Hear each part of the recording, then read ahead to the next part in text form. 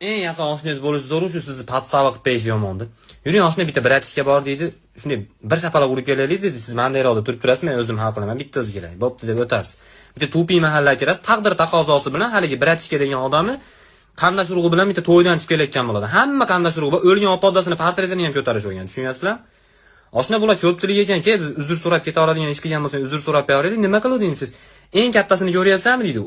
Ashida duxingizni berasiz. Chunki hali katta shunaqa katta odam tasavvur qilinadi. Shapaloq ashunchalik otga chiqsa oyog'i yerga tegib qoladigan odam.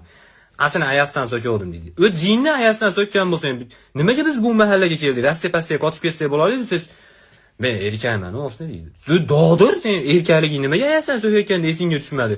Sen birinchi qanaqa dinozavrman deb o'ylayapsan? Shansimiz bordir, o'shna. To'g'ri shansim, shashka o'ynasang shansing bo'ladi. O'zbekistondasan, Banisaga borsang dokument qilishing shart emas.